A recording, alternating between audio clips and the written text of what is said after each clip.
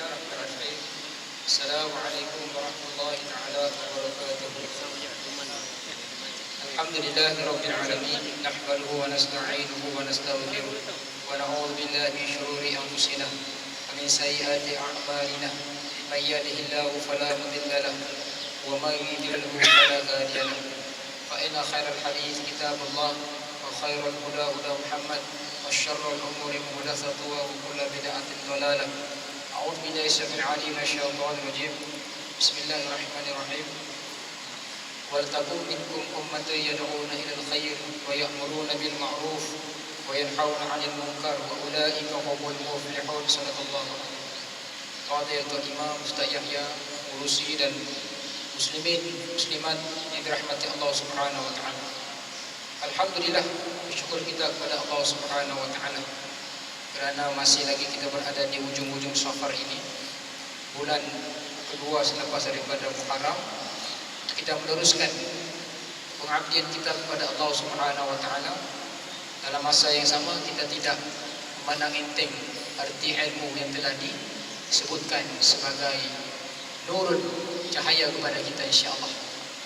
Memandangkan al-fadil tuan guru ataupun Fadilatul Syekh kita tidak dapat hadir malam ini, saya sampaikan lagi lah kuliah pada malam ini isi kita. Kebetulan saya ni memang malam Jumaat ni lain ceritanya, malam rehat, istilahnya malam Yasin kan, malam Yasin. Tapi oleh kerana guru kita tak dapat hadir, maka daripada kosong itu baik kita berkita sekiranya kan? Senang cerita gitulah.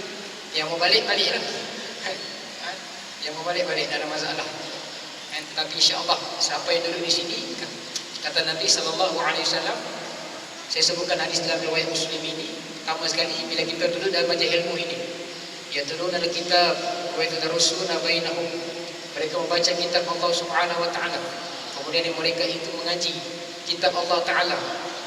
Yatadarusuna bainahum, mereka mengkaji kitab Allah, mendengar kuliah ilmu daripada hadis Nabi sallallahu alaihi wasallam. Kata Nabi, illa melainkan mereka akan alaihimus sakinah, Allah taala akan beri ketenangan, wa ghasyiyahumur rahmah, dan Allah taala beri kerahmatan, wa haffat malaikah, dan Allah taala akan memberikan kemuliaan di mana malaikat-malaikat itu akan menyebut nama-nama mereka indallah, di sisi Allah Subhanahu wa taala. Ini kelebihan orang yang duduk dalam majlis ilmu. Kata Ibn Aqil, seorang ulama besar, bila dia pergi majlis ilmu ni, dia umurnya lewat sudah 60 tahun ke atas. Dia kata, bila aku duduk dalam majlis ilmu ni, seolah-olah umurku itu 30 tahun mudanya, semangat keluar daripada masjid balik 60 tahun. Tuan-tuan dimati Allah Subhanahu wa taala, insya-Allah dalam tempoh yang singkat ini kita akan sambung perbahasan kita berkaitan tentang Asyarhu Hadis Matan Arba'in Al-Imam Nawawiyah. Imam Nawawi, seorang ulama besar dalam mazhab Syafi'i kita, antara ulama yang sangat rajin membahaskan kitab-kitab yang telah diwariskan oleh Al-Imam Syafi'i. Satu kitab yang disebut sebagai kitab Muhazzab. Kitab ini kitab yang membicarakan tentang fiqh Imam Syafi'i. Sebab tu kalau siapa tak kenal Imam Nawawi, celaka semua. Bukan celaka lah tuan-tuan, sangat rugilah. Imam Nawawi ini lahir di Damsyik, di Nawa. Di Nawa tu, di mana Nawa ni? Di Syria. Dia sekarang tengah meletup-letup tu.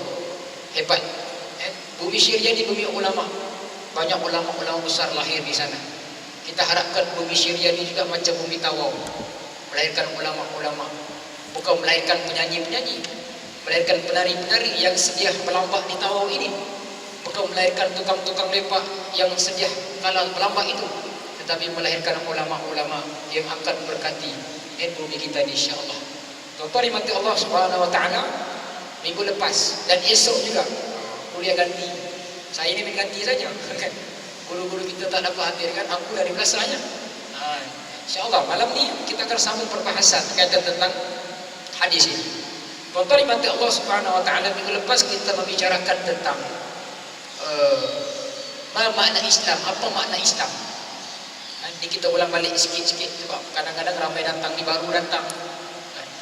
Kata Dr. Mustafa Bagha dalam kitab Al-Wafi Syarhu yang kita bahaskan ini, Al-Islam, Islam itu adalah at-ta'ah, taat kepada siapa? Taat kepada Allah Subhanahu wa taala. Taat kepada Allah ni taat yang mutlak. Taat kepada Nabi begitu juga. Dalam istilah sebagai manusia, bukan sebagai Tuhan. Itu kita nak faham tu. Taat kepada manusia tidak mutlak. Dalilnya Allah menyebut dalam surah An-Nisa. A'udzubillahi minasyaitonirrajim. Bismillahirrahmanirrahim. Ya ayyuhalladzina amanu atti'ullaha wa atti'ur rasul wa ulil amri minkum. Wahai orang-orang beriman, taatlah kamu kepada Allah, taatlah kamu kepada Rasul dan orang-orang beriman di sisi kamu. Pemimpin-pemimpin yang beriman di sisi kamu. Taat itu Allah letak dua nama. Taat kepada Allah, taat kepada Nabi, Rasul. Siapa sebut ni? Allah sebut. Tetapi wa ulil amri minkum, manusia yang beriman di kalangan kamu yang memimpin kamu tidak ada perkataan taat.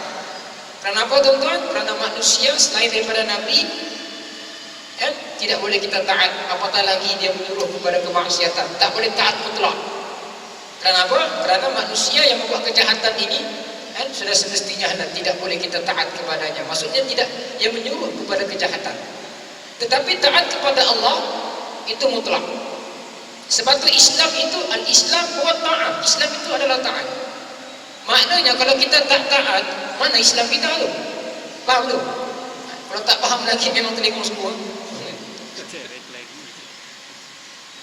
Kalau kita tak ikut Nabi sallallahu alaihi wasallam, mana ketaatan kita pada Nabi? May ya'ish minkum ba'di fasayara ikhtilafan katsira fa 'alaikum bisunnati wa sunnatil khulafa al-mahdiyyin rasyidin tamassaku biha wa 'addu 'ala bin nawajiz. Hadis riwayat Tirmizi, hasan sahih.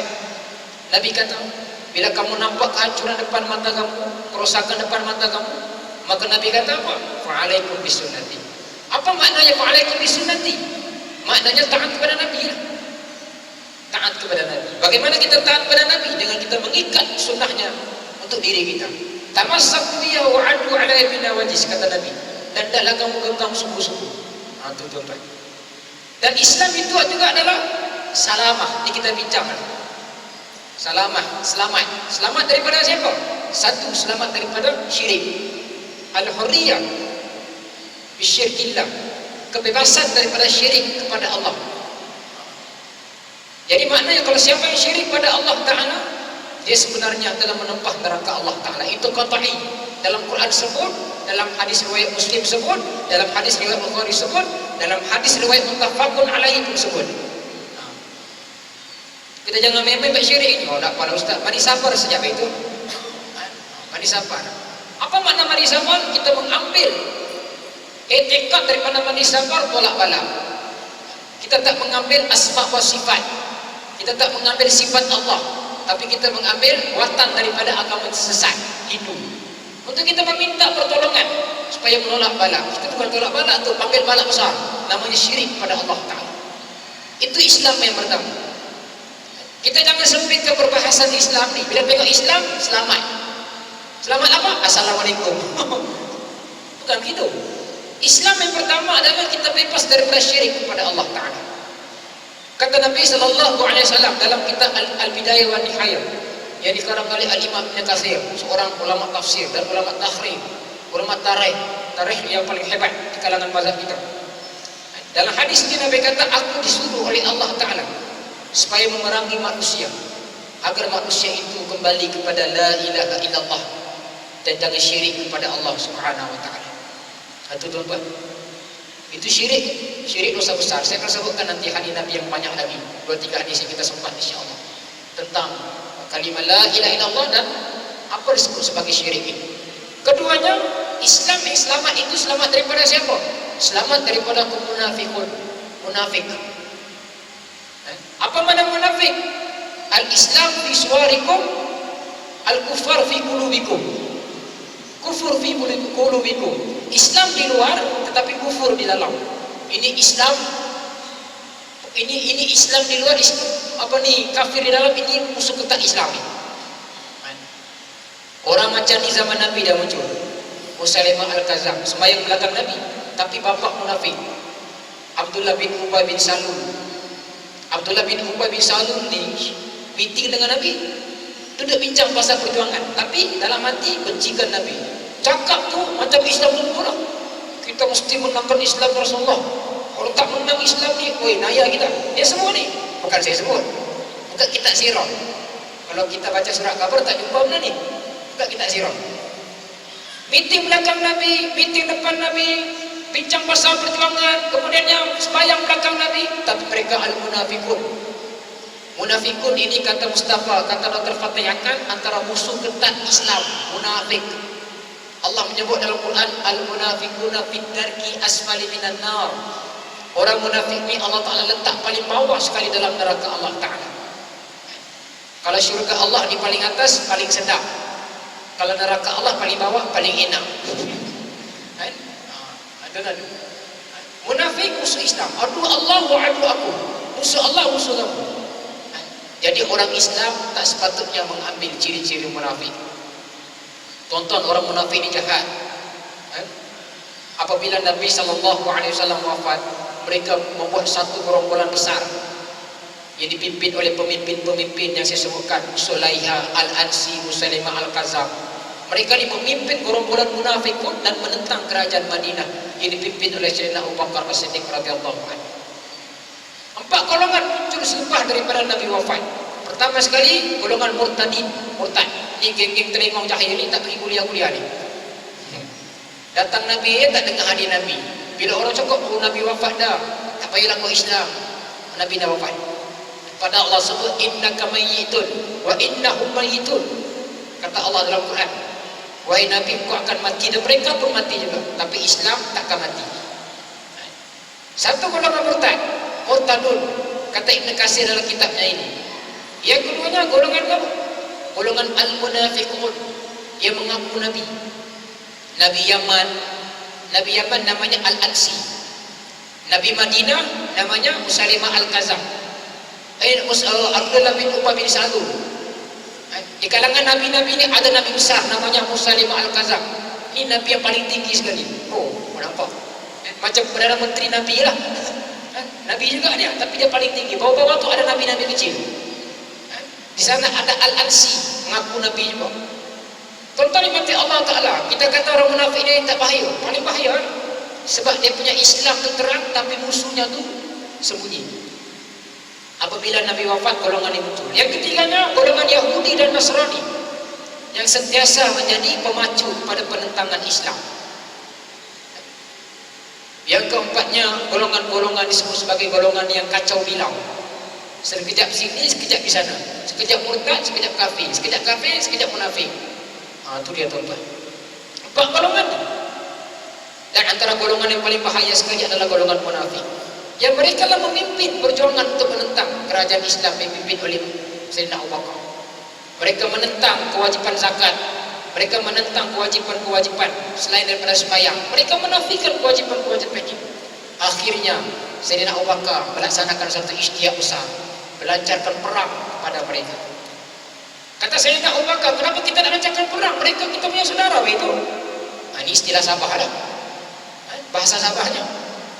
Kata Sayyidina Abu Bakar, aku tidak akan biarkan mereka yang memisah-misahkan kewajipan agama. Dan setengah ulama mengatakan bukan sekadar mereka nak menyerang kewajipan sembahyang, sebenarnya mereka nak menentang kerajaan Islam yang dipimpin oleh Sayyidina Abu Bakar. Kata Sayyidina Abu Bakar setelah melaksanakan ijtihad, dia mengatakan, aku takut Islam akan hilang di bumi Arab. Dia kata, agak-agak kalau Islam hilang di bumi Arab, apa jadi pada kita sekarang? Seorang-seorang dipilih sembah berhala, seorang sembah tu, seorang sembah ni. Sebab Islam bermula di mana? Di tanah Arab. Pedagang-pedagang daripada China datang, daripada India datang, kemudian pedagang-pedagang daripada Arab bertebaran di muka bumi Allah. Dan kita Islam pada hari ini. Itu tuan-tuan. Yang ketiganya, Islam itu adalah selamat daripada kemungkaran. Waltakum minkum ummatun yad'una ilal khair wa ya'muruna bil ma'ruf wa yanhauna 'anil munkar wa ulaika humul muflihun. Kata Allah dalam Quran, kau adalah sebaik-baik, waltakum minkum, kau adalah sebahagian manusia yang dilantik oleh Allah Ta'ala, yang mesti menyuruh kepada kema'rufan, mencegah kepada kemungkaran. Dan juga mereka ini Allah Ta'ala kata fa'ulaika humul muflihun, dan mudah-mudahan kamu akan menjadi golongan yang berjaya. Orang munafik ya'muruna bil munkar wa yanhauna 'anil ma'ruf, terbalik. Orang beriman menyuruh kepada perkara ma'ruf, mencegah kepada perkara kemungkaran. Kata Allah dalam Quran dalam ayat yang lain, orang munafik pula menyuruh kepada kehancuran dan mencegah kepada kebaikan. Terbalik saja. Tuan-tuan.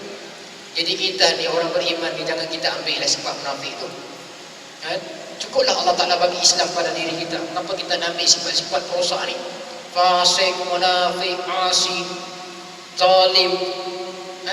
Tengok Islamnya, bahaya ni. Tengok Islam saja, bahaya. Islam dah rahmat. Kita tengok orang merosak-merosak agama tu, ni okey. Ni okey, ni okey. Kita tengok orang bawa Islam, ni bahaya.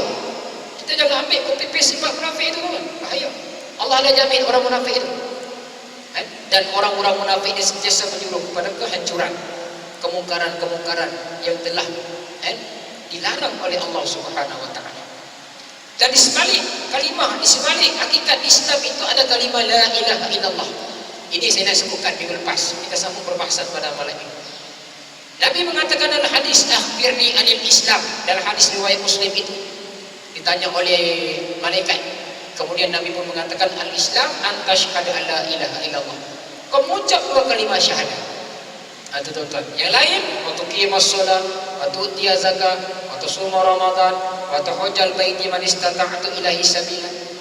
Kau sembahyang, kemudian yang kau menunaikan zakat, berpuasa di bulan Ramadan, dan juga engkau pergi haji bagi yang mampu. Perbahasan yang kita nak sambungkan pada malam ini perbahasan kalimah la ilaha illallah. Kita dah sebut minggu lepas, Nabi mengatakan dalam riwayat Muslim dan riwayat Sahih Bukhari, fa inna Allah harrama 'alan nar man qala la ilaha illallah wa yabtaghi bidzalika wajhullah. Kata Nabi sallallahu alaihi wasallam, fa inna Allah, sesungguhnya Allah Taala mengharamkan neraka pada mereka yang mengucap kalimah la ilaha illallah. Kemudiannya wa yabtaghi, kemudian mereka mencari wajah Allah, iaitu mencari keutamaan daripada Allah Subhanahu wa taala. Tuan-tuan, kita tak sedar kalimah Allah ni yang la ilaha illallah yang Allah Taala bagi pada kita tu, kalimah itulah akan menyampaikan kita ke syurga Allah Taala. Kita tak sedar ke tuan-tuan? Atau macam dah apa-apa lagi kita rasa? Kita tak sedar ke kalimah tu? Kalimah ni lah kalimah yang ditakuti oleh musuh-musuh Islam. Bukan slogan-slogan yang kita bincang dalam kenegaraan tu. Itu untuk kepentingan negara. Itu umat Islam, musuh Islam tak takut. Ini kalimah la ilaha illallah. Kalimah ni lah kalimah yang diperangi oleh musuh-musuh Islam sejak daripada zaman Nabi SAW sampai hari kiamat. Kalimah ni lah yang diperangi oleh golongan munafik yang menjadi musuh Allah Ta'ala. Kalimah ni lah yang menjadi benteng kepada Islam selagi mana kita pertahankan kalimah ni dalam diri kita. Batu Nabi kata dalam hadis itu, Allah Ta'ala mengharamkan mereka yang mengucap kalimah la ilaha illallah. Kalau ucap saja, Allah Ta'ala masuk dalam syurga itu macam agak senang, tapi mesti ada tuntutan-tuntutan yang kita kena laksanakan. Dalam hadis lain Nabi SAW sebut, man syahada la ilaha illallah wahdahu la syarika lah, wa anna Muhammadan abduhu wa rasuluh, wa anna Isa abdullah wa rasuluh, wa kalimatuhu alqaha ila Maryam wa ruhum min wal jannatu haqq wan naru haqq adakhalahu Allahul jannah ala ma kana min amal. Akhrajahu min muttafaqun alaihi wa Bukhari Muslim. Kata Nabi sallallahu alaihi wasallam, man syahada an la ilaha illallah, siapa yang menyaksikan kalimah la ilaha illallah, bersaksi bahwasanya la ilaha illallah, tidak ada tuhan yang disembah melainkan Allah, la syarikalah, dan tidak mensyirikkan Allah Subhanahu wa taala, wa anna Muhammadar Rasulullah, dan menyaksikan aku ini adalah pesuruh Allah Ta'ala, wa anna Isa bin Abdullah, dan menyaksikan pula Isa itu adalah hamba Allah, bukan Tuhan baru yang disembah oleh kaum Nasrani, bukan Tuhan baru yang dijadikan Tuhan oleh golongan-golongan Rom, Vatican City, golongan-golongan Nasrani yang buat cross ini. Itu bukan Tuhan, itu adalah hamba Allah Subhanahu wa taala. Wa ana Isa Abdullah, Isa itu adalah Abdullah. Kita kena beza tu, Isa ibnullah, Isa Abdullah tak sama. Isa ibnullah, Isa anak Allah. Isa Abdullah, Isa hamba Allah. Macam orang Yahudi, dia menjadikan Uzair ibnullah sebagai Tuhan mereka. Padahal Uzair ibn Allah itu diriwayatkan oleh kata-kata sirah alim ulama, dia bukan Tuhan, dia manusia. Dia diberi keutamaan daripada Tuhan. Kemudian dia diselewengkan oleh golongan Yahudi dan menjadikan Tuhan baru pula. Uzair ibn Allah, Uzair anak Allah Ta'ala. Isa bukan anak Allah, Isa bukan anak angkat Allah, Isa adalah hamba Allah Ta'ala. Wa alqaha ila Maryam, dan menyaksikan pula kalimah-kalimah Allah Ta'ala disampaikan kepada Maryam. Maryam ni adalah mama ataupun ibu yang melahirkan Isa. Kemudian Nabi kata wa ruhum min, dan Allah Ta'ala bagi ruh pada mereka. Wal jannatu haqqun, dan mengakui Allah Ta'ala itu adalah Tuhan yang mencipta jannah, syurga Allah. Wan naru haqqun, dan menyaksikan nar itu adalah benar, pasti berlaku. Adakhalahullahu jannah, maka Allah Ta'ala akan sediakan kepadanya syurga daripada Allah Subhanahu wa Ta'ala. Ini satu lagi dalil yang menunjukkan hebatnya kalimah la ilaha illallah. Dalam hadis yang diriwayatkan oleh Ibnu Abbas, hadis ini saya pernah sebut di sini, saya ulang balik. Idza radifun 'ala Nabi sallallahu alaihi wasallam fil himar, kata Ibnu Abbas, apabila aku bersama dengan Rasulullah sallallahu alaihi wasallam di himar, di kedai, dibonceng oleh Nabi sallallahu alaihi wasallam. Kemudian Nabi bertanya kepada Ibnu Abbas, ya Ibnu Abbas, ya Abbas, ya Ibnu Abbas, ma haqqullah 'ala al-ibad, apakah hak Allah yang mesti dilaksanakan oleh hamba-hamba Allah? Dan apa pula hak hamba Allah 'ala Allah, haqqul ibad 'ala Allah, dan apa pula hak hamba yang Allah Ta'ala akan tunaikan? Ibnu Abbas mengatakan, Allah wa Rasuluhu a'lam, Allah dan Rasulnya saya yang tahu, aku mana tahu. Sebab tu kita kalau orang tanya agama ni, kalau tak tahu, sebut Allah wa Rasuluhu a'lam, hanya Allah dan Rasulnya tahu. Kita tak tahu dah tu. Kemudian yang kata Nabi sallallahu alaihi wasallam, haqqullah 'alal 'ibad, hak Allah kepada hambanya ada dua. Pertama sekali, ayya'budullah, iaitu mengabdikan diri pada Allah Subhanahu wa Ta'ala. Inilah dia intipati sebalik kalimah la ilaha illallah ni. Kalau kita bergantikan la ilaha illallah, tidak ada Tuhan yang disembah melainkan Allah. Hadis yang lain, ayya'budullah, kau mengabdikan diri pada Allah Ta'ala, wa la yusyriku bihi syai'a, dan jangan kamu syirik kepada Allah Subhanahu wa Ta'ala. Itu tuntutan kalimah la ilaha illallah yang besar yang mesti kita laksanakan. Pertama sekali, kita kena mengabdikan diri pada Allah. Wa ma khalaqatul jinna wal insa illa liya'budun. Surah Az-Zariyah ayat ke-56. Tidak aku jadikan jin dan manusia melainkan aku mengabdikan mereka, menyuruh mereka mengabdikan diri pada aku, yakni Allah. Tuan-tuan dimati Allah Subhanahu wa Ta'ala, ayat wa ma khalaqatul jinna ni ada dua dimensinya. Wa ma, Allah Ta'ala menafikan laisa khaliq, la khaliq illallah, tidak ada pencipta melainkan Allah. Kerana apa? Kerana Allah Ta'ala memberikan satu kata penafian, ma, dan tidaklah ada aku menjadikan kamu jin dan manusia satu, illa liya'budun, melainkan kamu kena mengabdikan diri padaku. Dua dimensi. Satu, Allah mengiktiraf aku mencipta kamu. Yang keduanya, Allah mewajibkan kita menyembah Allah Subhanahu wa Ta'ala. Inilah tugas utama kita. Ayya'budullah wa la yusyriku bihi syai'an, dan jangan kamu syirik pada Allah. Orang-orang beriman ini kata Allah dalam Quran, lam yalbisu imanahum bizulmihim, mereka ni tak mencampur adukan keimanan mereka dengan benda-benda khurafat syirik. Itu orang beriman. Ramai malam ni sedang ada pantai sikit ni. Balik nanti sampaikan anak bini kita, jangan kita campur iman kita dengan syirik pada Allah Ta'ala. Hari ini kita beriman, besok pergi mandi safar. Hari ini kita beriman, esok pergi kuburan. Lepas main subuh, pergi antar songkok di sana. Apa ni tuan? Dah apa Ustaz? Mana tu dia hidup balik makan la ilaha illallah. Benda-benda ni lah yang kadang-kadang boleh merusakkan iman kita. Orang beriman, kata ulama Al-Imam Hasan al-Banna, bi anna fikratuna al-islamiyah sabibatun, beriman dengan Islam yang tulen, no campur-campur. Tidak ada Islam liberal. Ini sekarang ni orang-orang celaka ni G25 yang mengkritik tindakan khalwat. Aku marahlah sebab aku pernah tenang pintu orang yang khalwat ni di hotel Bukti Mulia tu. Budak Melayu kita, dua pasangan, satu bilik kecil tu. Kalau nak buat tu pun panas tu, tak selesa. Tapi nafsu punya pasal, atau pokok pun jadi. Kita pergi ke hotel belakang, satu lagi depan KFC lama tu, dekat Empire. Saya masuk dalam geng-geng Jabatan Agama MPT.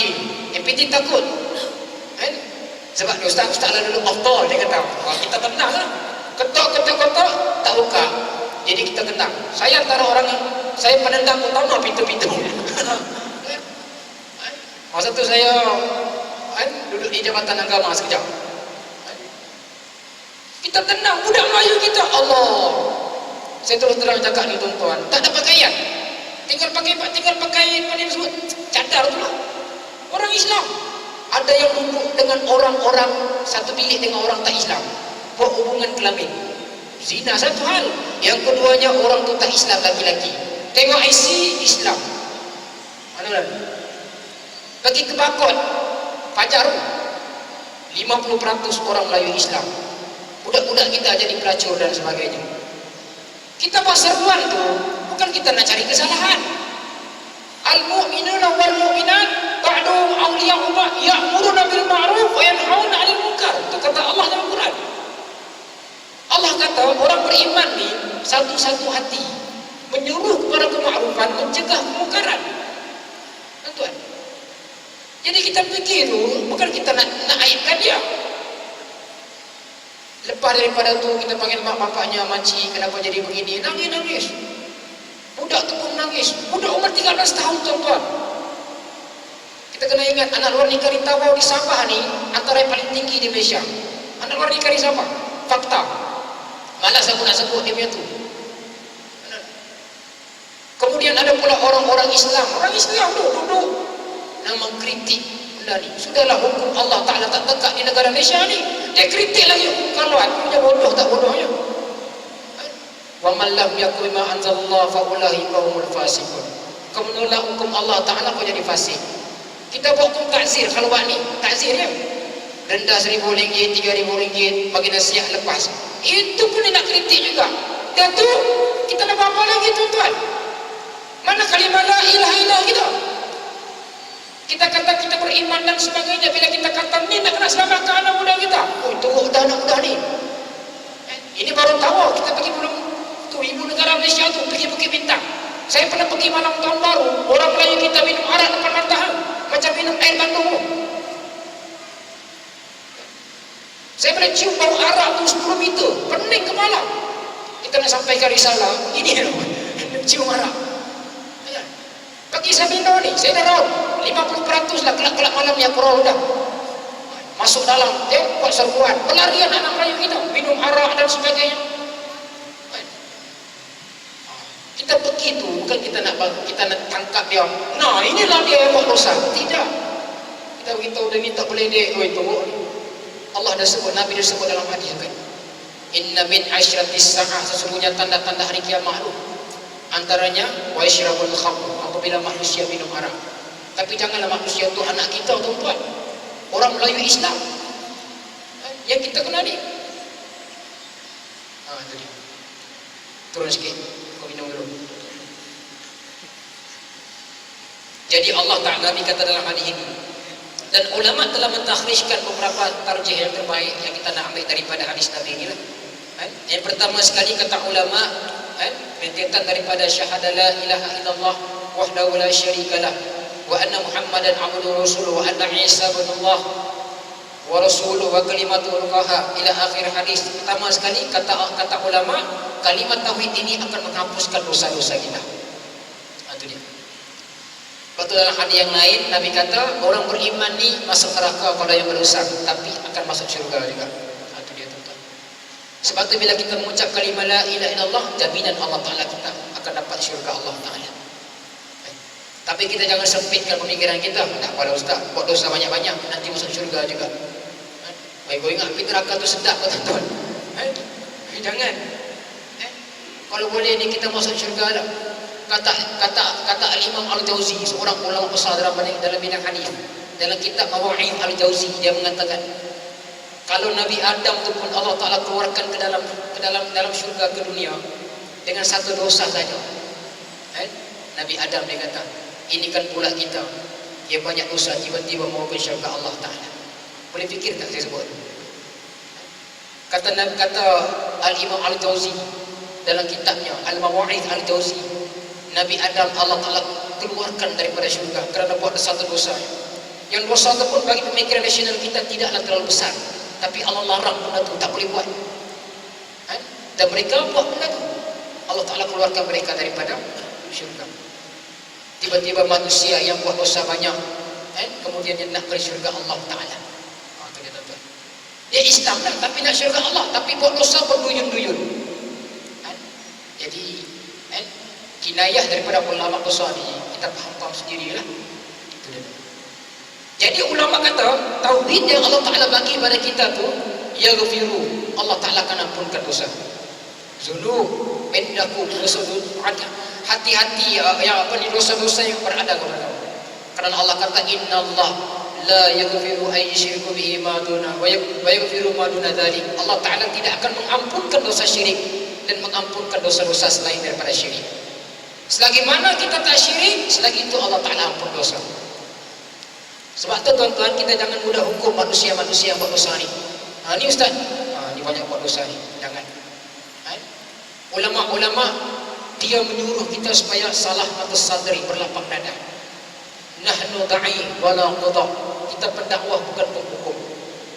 Cuma kita nak sebut dalam kuliah ni secara umum ni, bagi kita menggetarkan hati kita yang datang ni, oh begini ceritanya. Bukan kita nak hukum siapa-siapa. Tadi marah sangat tadi itu sebab Pak yang itu pun nak kritik juga. Dia nak fight supaya tidak ada undang-undang ni. Dan orang-orang ni bukan tak Islam. Bukan orang belajar tak belajar, orang hebat-hebat. Dulu ada insan-insan yang dulu dalam sistem ini Islam, geng-geng Amin Awadu. Ini pensyarah ni tuan-tuan. Bukan penjual sayur tepi jalan tu. Bukan kita naik dia penjual sayur tu lah. Kalau penjual sayur tu beriman, hebat lagi daripada orang yang tinggi belajar tapi tak beriman pada Allah Ta'ala. Dia mengkritik nas-nas Quran, mengkritik nas-nas hadis. Kritik itu, kritik ini, pasal perkahwinan, pasal imam. Akhirnya dia sembahyang jadi imam. Azan berata orang dadakan orang. Kita tengok Allahu Akbar. Makcik ni bahan ulam. Dan orang-orang seperti ini akan ada di negara kita dan negara-negara lain. Kalau di Mesir ada geng-geng Taha Husin, golongan orientalis, mengkritik kalimah la ilaha illallah, mengkritik hukum-hukum Islam. Benar ni boleh menjadi implikasi besar, rosak akidah kita. Yang paling bahaya sekali bila mana orang-orang jahil, dia akan fikir benda ni, oh bagus juga, mana nampak dah, bagus juga ni ustaz. Ini namanya demokrasi terpimpin. Kata Piramli, kepala otak kau yang terpimpin. Ada benda kita kenal lapang dada, tapi bab hukum Islam, bab al-amr bil ma'ruf wan nahy 'anil munkar, kita jangan main-main dengan Allah ni. Kita jangan main-main ni. Kita kata kita adalah kalimah la ilaha illallah ni, kita mencari-cari dengan Tuhan. Jangan tuan-tuan, fa ulaika humuz zalimun. Bila kamu buat benda ni tak senonoh dengan Allah Taala, kamu orang zalim. Ilal lazina fatamassakumun nar. Orang yang buat zalim ni Allah Taala sampar api neraka. Itu dia tuan-tuan. Biarlah dengan kalimat tauhid itu kita berpada-pada. Bila kita ada kalimat tauhid, kita amalkan dia, maknanya kita tak berani cakap benda yang pelik-pelik tu. Kritik benda yang tak sepatutnya kita kritik. Kalau kita nak kritik lampu isyarat tu, boleh. Tak ada kaitan dengan akidah pun. Urusan agama pun tak ada kaitan. Cuma untuk maslahat, dia kena buat.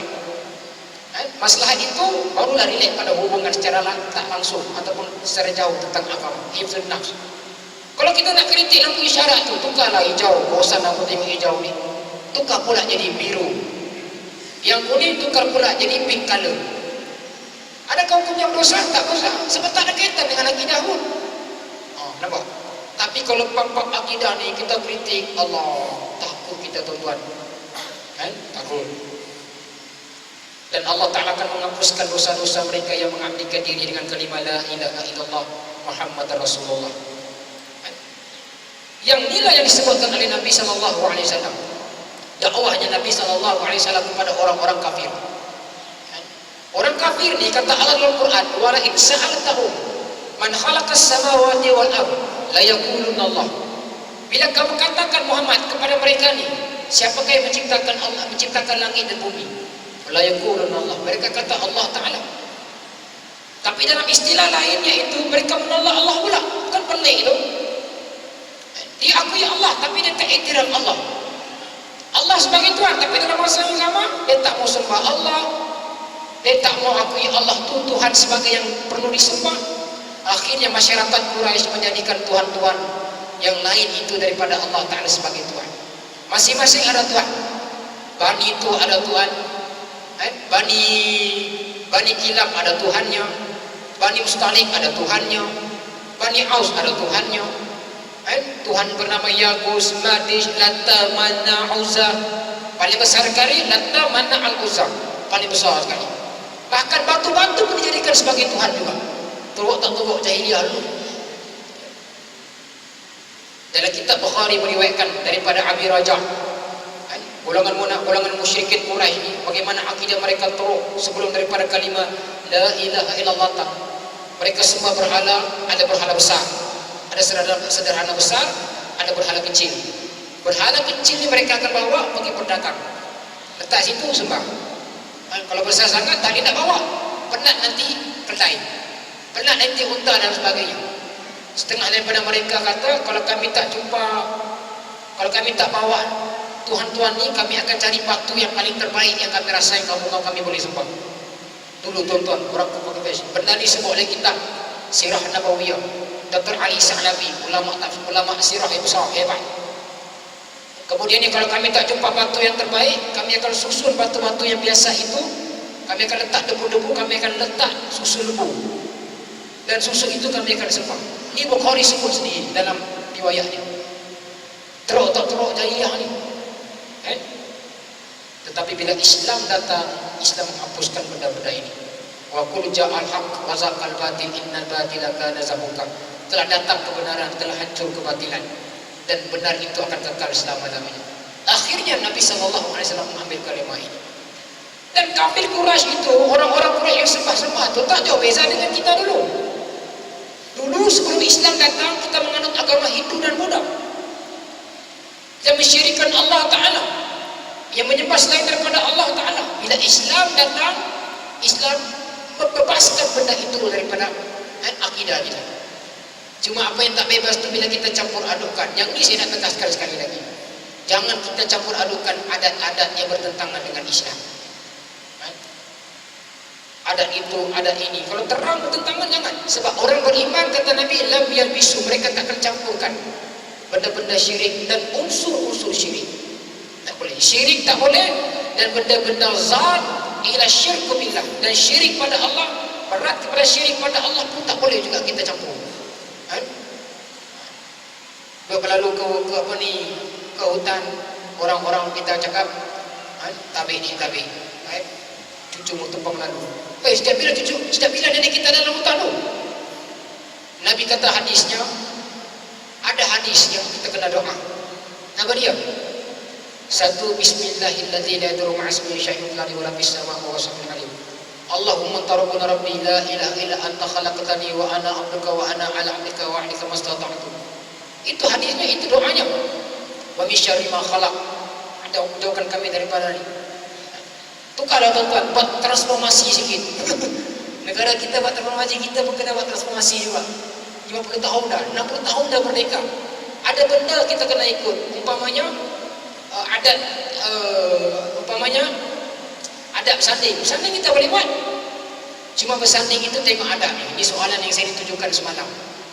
Bersanding kita boleh buat, tapi dengan syarat kena tutup aurat. Satu. Yang keduanya bersanding untuk orang-orang keluarga-keluarga saja. Boleh, tak ada masalah. Apa makna bersanding? Menengokkan kita tu pengantin. Kalau kita kahwin, kemudian kita pakai biasa-biasa saja, mana pengantinnya ini? Tak tahu malam nantinya. Sila hari bulan, ustaz yang disalam. Tahniah ustaz kau kahwin. Padahal bukan ustaz yang kahwin. Kan? Macam minta pula kali kedua. Bukan begitu. Nampak? Bolehlah sikit-sikit ada lebar sikit. Kan? Bukanlah Islam semua Islam haram kan? Tapi kalau menyentuh pada akidah dan sebagainya, itu tak boleh. Dari syariat, ini salam-salam laki-laki perempuan. Kita nak bergambar, tak ada masalah gambar dengan keluarga kita. Bersanding, kita semestinya duduk. Ini tandingnya duduk. Kau duduk setengah jam tak kau nak pening kepala. Ini satu hari kau duduk, punya krem punggung. Kan? Sanding punya pasal. Ketat muka lagi. Krem punggung malam tu Allah, ending awal. Nampak tuan? Bangun main subuh terus. Tak boleh. Sanding ni, apa benda yang kita boleh menengokkan kita sebagai? Bukanlah semua benda yang Islam haramkan. Ada benda yang Islam haruskan dipimpin balik kepada Islam. Ditaslihkan benda itu, ditasihkan benda itu, diislahkan benda itu. Tapi kalau menyentuh kepada akidah, lam yalbisu. Jangan kita campur akidah yang boleh merosakkan, benda-benda yang boleh merosakkan akidah kita. Banyak benda lagi lah. Tulis saya tak nak sebut. Tonton menilai sedikit. Kalau kita kaitkan benda itu dengan Allah Ta'ala, jangan sampai kita buat benda yang tidak ada seruan daripada Allah Ta'ala dan juga nas Nabi SAW. Yang keduanya kata ulama dengan hadis Nabi SAW ni, wasi'an fadlillah. Dan keutamaan Allah Ta'ala tu sangat luas kepada hamba-hambanya yang bertauhidkan Allah Ta'ala. Apa mana fadlillah? Apa mana keutamaan? Satu, rahmat Allah Ta'ala. Rahmat Allah ni tuan-tuan, Allah Ta'ala tak bagi pada manusia yang syirik pada Allah Ta'ala bagi. Jadi ustaz yang kaya-kaya tu, itu bukan rahmat. Itu tanda dia sebagai manusia yang berusaha aku bagi. Aku bagi. Tetapi rahmat Allah ni hanya orang yang menyembah Allah Subhanahu Wa Ta'ala. Jadi kalau kita tak sembah Allah Ta'ala, kita orang Islam, agak-agak rahmat tu ada ke tak ada? Ada juga tapi kurang. Berbanding orang yang jaga sembahyang, orang yang ni sembahyang dan sebagainya. Ni kalimah la ilaha illallah ni. Sebab tu Imam Ahmad bin Hanbal, seorang ulama besar, dalam mempertahankan akidah Allah Ta'ala ni, dia bagi pada kita ni. Bila dia mati tuan-tuan, kata Imam Warqani, seramai 20,000 orang yang masuk Islam masa dia wafat, kerana jatuh cinta dengan kalimah la ilaha illallah. 20,000 di kalangan kaum Majusi, kaum Yahudi, kaum Nasrani masuk Islam. Semasa dia kembali kepada Allah Ta'ala, Imam Ahmad bin Hanbal. Kerana apa? Kerana tertarik dengan kalimah la ilaha illallah. Dan juga seruan daripada pendakwah yang hebat yang bernama Ahmad bin Hanbal. Itu dia. Dan juga ulama-ulama lain. Saya pernah ditanya oleh seorang cikgu. Dia kata, ustaz, kamu mengaji agama? Ya betul cikgu. Dia tanya saya. Saya ustaz bukan mengaji agama, dia kata. Dia duduk di Ranau 30 tahun. Setiap tahun tak kurang daripada 5 orang dia Islamkan. Termasuk penyanyi Rayhan Tun Nazri. Dia Islamkan sendiri. Dia tanya pada saya soalan yang sampai sekarang aku tak boleh jawab tuan-tuan. Ustaz, selama ustaz mengaji agama ni dan berdakwah, berapa sudah ustaz Islamkan? Allah. Lapar dan kenyang ni lapar aku jawab. Tak boleh nak jawab tuan. Saya tak mengaji agama ustaz, tapi saya ada sikit-sikit Allah bagi. Saya buka kitab Bible tu, ada 5 soalannya. Saya tanya pada orang-orang, termasuk padri-padri di Ranau. Ranau kan buat agama Kristian. Akhirnya ustaz dia kata, saya sembang lama dengan dia. Dia ni bapak mertua seorang penyanyi devotis tu, Raja UKM. Dia bapak mertua dia. Duduk lama kan. Sekarang ni dia makan, kemudiannya ada buat pencen sikit, kemudian dia duduk di masjid zikir pada Allah. Dia jadi imam. Sedap bacanya tuan-tuan. Bukan cikgu, bukan ustaz, cikgu biasa, guru besar. Cikgu guru satu. Saya Islamkan adalah ustaz dalam sebulan tu 1-2 orang. Kadang-kadang setahun tu mungkin dalam 10 orang saya Islamkan. Oh, kita dengar tu tuan-tuan, Allah. Agak-agak kita ni yang Islam ni, kalau kita dah buat kerja dakwah Nabi ni, seorang-seorang Islam-Islamkan, termasuk saya sendiri. Buat orang tu pula buat Islam, amalkan Islam, la yanqus biha kata Nabi, tidak akan berkurang pahalanya tuan-tuan. Tapi benda tu jangankan nak masuk Islam, Islam dalam diri kita pun hangkang. Sembahyang hangkang, puasa hangkang, aura hangkang. Hangkang ni bahasa Arab. Bahasa Melayunya hancur. Islam dalam diri kita pun ni. halak lah, hancur. Halak hangkang tu bahasa kita. Hancur salah hancur. Waktu kata saya Qutb, al-Islam mahjum bil muslimin. Islam itu kadang-kadang terhalang oleh umat Islam sendiri. Orang tak mau masuk Islam. Pak nampak orang Islam, dialah buat zina nombor satu, dialah minum arak nombor satu, dialah semua, dia paling menyerlah. Jadi tak nampak kubuah hasanah tu. Kita kena muhasabah ini tuan-tuan. Sebab yang ini, sebab kita ada satu kalimah yang tidak ada pada orang lain. Kalimah la ilaha illallah. Yang kalimah ini yang menjadi tiket untuk Allah Ta'ala masukkan kita ke dalam syurga. Dan orang-orang yang mangkal, orang-orang yang mengucapkan kalimah la ilaha illallah, wasi'an min fadlillah, keutamaan Allah luas pada orang-orang ini. Kata Allah dalam Quran, yabtaguna fadlan minallahi wa ridwana. Orang beriman ini akan mencari keutamaan daripada Allah. Yabtaguna fadlan minallahi wa ridwana. Dia akan mencari keutamaan daripada Allah dan keredaan daripada Allah Ta'ala. Itu isi orang beriman yang mengucap kalimah la ilaha illallah. Jadi orang beriman ni yang mengucap kalimah la ilaha illallah, dia kena cari dua benda ni. Apa dia? Keutamaan daripada Allah dan juga keredaan daripada Allah Ta'ala. Kata ulama, bagaimana kita nak ucap, bagaimana kita nak tunaikan dua benda ni? Kita dapat kalimah tu, kalimah fadlan dan juga kalimah ridwana, dengan kita ani'budullah wajtanibut taghut, dengan kita menyembah Allah Ta'ala dan kita menjauhi perkara-perkara yang berkaitan tentang taghut, kesesatan, dan juga benda-benda syaitan, dan juga benda-benda yang boleh amaratum bisu, yang menyuruh kepada kehancuran dan kerosakan. Yang ketiganya kata ulama di sini, kita menjauhi sikap-sikap al-ghuluw fid din, melampau-lampau dalam agama.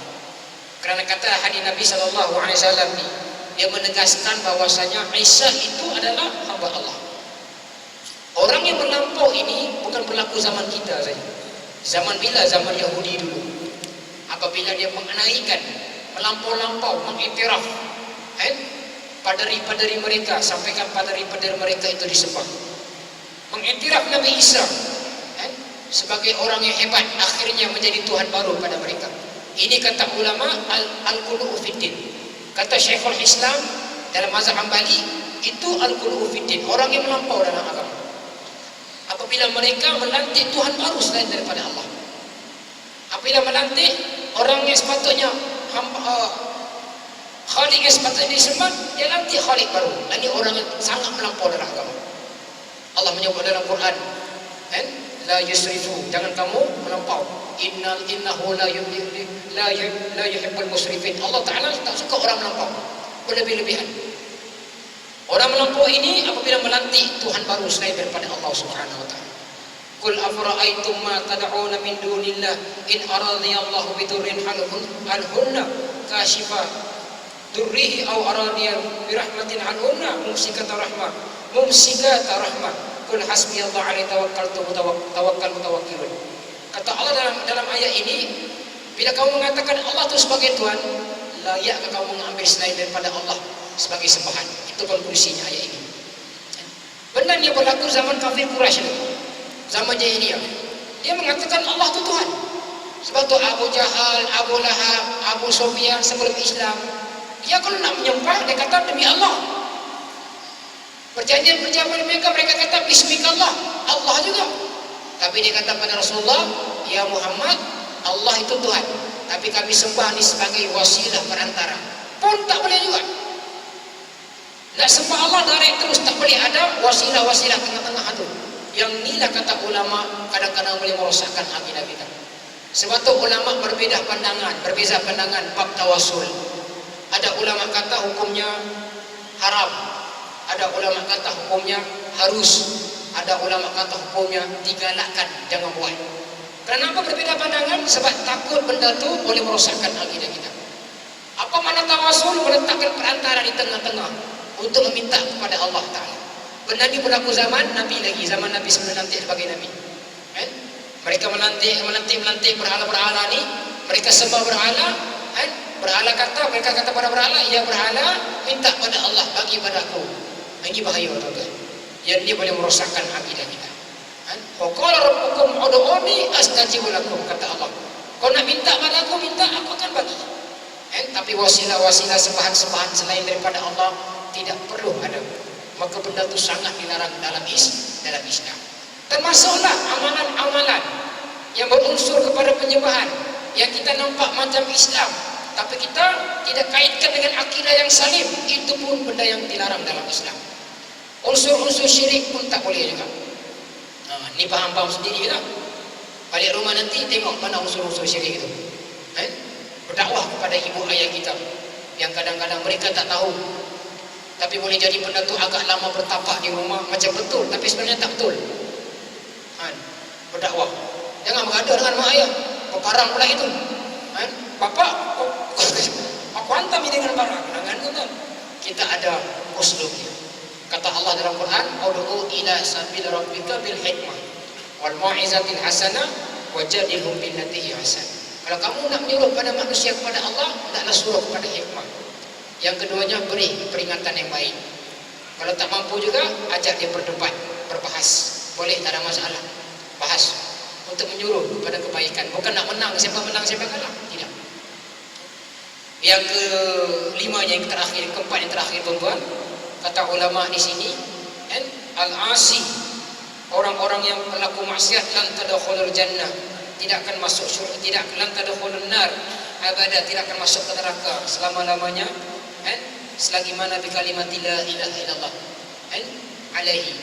Orang-orang yang buat dosa ni tidak akan masuk neraka selama-lamanya, abadan, selagi mana ada kalimah la ilaha illallah dalam dirinya.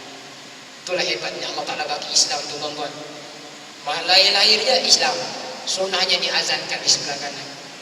Sepatutnya kita ni bila Allah Ta'ala takdirkan Islam, aqimatud daulah anfusakum, binalah Islam dalam diri kamu. Maknanya mantapkan Islam, pelajari Islam.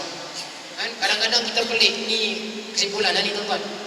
Bila Allah Ta'ala bagi pada Islam dalam diri kita, kita tak ambil Islam tu. Ibarat Allah Ta'ala bagi satu banglo yang sangat mewah dah. Tiba-tiba kita tak mau banglo tu, kita mau tepi rumah yang buruk tu, kita ambil yang tu, kan tak seronok gitu. Sepatutnya kita ambil banglo tu, kita buka banglo tu, dalam tu banyak keindahan Islam, khasiat Islam, syumuliyah, rahmatan, al-adalah, kamaliyah, kamal, dan juga benda-benda yang disebutkan oleh ulama-ulama kita, khasah Islam yang didasarkan oleh kalimah la ilaha illallah Muhammadur Rasulullah. Dan yang ni kita dah sebutkan dalam doa iftitah kita, Allahu Akbar kabira walhamdulillah katsira. Benda tu kita sebut, tidak syirik kepada Allah, tidak masuk orang golongan kafir. Wa ana minal muslimin, aku orang-orang muslim. Lepas tu Nabi ajar satu doa. Doa ni kalau boleh kita hafal. Raditu billahi rabba wa bil islam dinan wa Muhammadin nabiyyu wa rasul. Itu doa Nabi tu. Bila kita baca tu tuan-tuan, insya-Allah Allah Taala akan tetapkan Islam dalam diri kita. Atau dalam hadis yang lain, hadis yang sahih juga, doanya, ya mukallibal qulub, sabbit qalbi ala taati. Wahai Tuhan yang bolak-balikkan hatiku, tetapkan hatiku ini dalam ketaatan kepada-Mu. Kita tak mau hari ini kita taat, besok kita syirik, lusa murtad terus. Kita tak mau itu. Benda-benda begini zaman Nabi itu tuan-tuan, kita kena bayang. Macam mana? Coba kita bayang. Depan Nabi, orang jumpa Nabi sallallahu alaihi wasallam. Belakang sembahyang belakang Nabi. Nabi wafat, dia boleh murtad tuan-tuan. Dia boleh murtad. Bukan sikit murtad, kata Ibn Katsir. Sehingga kan solat Jumaat tidak ada dilaksanakan melainkan 3 tempat. Satu Mekah, satu Madinah, yang keduanya di Taif, kaum Bani Saqif. Yang lain itu solat Jumaatnya di Tampukang. Apa maknanya bila orang tak sembahyang Jumaat? Apa maknanya? Ibn Katsir kata apa? Apabila Islam telah menjadi asing kembali pada selepas daripada Nabi wafat. Kita ni tuan-tuan, kalau sembahyang tu kita tak sembahyang 5 waktu, kurang-kurang Jumaat tu kita tak tinggal tu. Betul tak? Seminggu sekali wajib tu sembahyang Jumaat. Sembahyang Ustaz semua sebelum minggu depan. Jumaat tu tidak, Jumaat tu penting terakhir bagi dia sembahyang. Jahil macam mana pun dia, tak sembahyang macam mana pun dia, Jumaat dia sembahyang. Nampak? Kalau hari raya tu kadang tak sembahyang juga sebab sunat. Tahu juga dia sunat wajib. Tapi Jumaat, aku takkan tinggalkan lantarkun. Aku takkan tinggalkan sembahyang Jumaat tu. Zaman Ibn Katsir sebut zaman Abu Bakar, apabila Nabi wafat, setengah daripada manusia itu tak Islam. Sehingga akan gerombolan yang betul-betul Islam itu agak terancam, kata Sayyidina Abu Bakar. Itu tuan-tuan, kita takut itu orang. Tapi ini adalah satu daripada perancangan Allah Ta'ala. Bila Allah Ta'ala tetapkan kemenangan Islam, Islam menang walaupun sikit. Kam min fi'atin qalilatin ghalabat fi'atan katsiratan biiznillah. Berapa ramai tentera Islam yang sedikit mengalahkan tentera kafir yang banyak. Sebab itu kita jangan heran orang sembahyang jemaah sikit, tengah kuliah sikit, pergi majlis-majlis ilmu sikit. Tapi kalau pergi majlis lain, bayar, tetap ramai punya lah. Kalau pergi tak payah panggil. Yang ni kita tampal poster. Saya bagi kuliah maghrib di Masjid Raya Mustaqim tu, dia kata apa, Ustaz, kami print out poster ni, kan? Banyak juga Ustaz. Lekat di mana dia kata? Lekat di parking kereta dia kata. Kuliah maghrib. Tengok-tengok yang datang tu lah tuan-tuan. Kerana apa? Kerana Islam itu memang bermula dengan sedikit dan berakhir menang dengan sedikit. Kerana apa? Kerana hak tu yang kita nak juga. Lepas tu Nabi kata apa? Nabi kata, Al-Islam bada'ul Islam al-ghariba wa say'udha kama bada'a fatuba lil quraba. Islam itu dengan kalimah la ilaha illallah bermula dengan sedikit dan disebarkan dalam keadaan yang asing, dan beruntunglah orang-orang yang asing, kata Nabi. Sehingga Umar kata, Allahumma ja'alni minal qalilah. Aku jadikan aku orang-orang yang sedikit, kata Umar. Sahabat tanya, ya Umar, mengapa kau doa gitu? Kerana orang yang sedikit itulah orang yang bersyukur. Apa makna bersyukur? Orang yang mengimplementasikan, mendirikan kalimah la ilaha illallah, mengabdikan diri dengan sebenar-benarnya. Wallahu a'lam. Sekadar itulah tuan-tuan. Soalan ditutup. Soalan bagi pada sahabat-sahabat, ulama-ulama kita, ustaz-ustaz kita yang alim-alim, insya-Allah. Saya hanya bagi tazkirah saja malam ini. A'udzubillahi minasyaitonir rajim. Bismillahirrahmanirrahim. Allahumma fa'alna ma 'allamtana wa 'allimna ma yanfa'una wa rabbi zidna 'ilma. Rabbana atina fid dunya hasanah wa fil akhirati hasanah wa qina adzabannar. Sallallahu alaihi wa sallam wa ala alihi wa sallam. Walhamdulillahirabbil alamin. Assalamualaikum warahmatullahi wabarakatuh.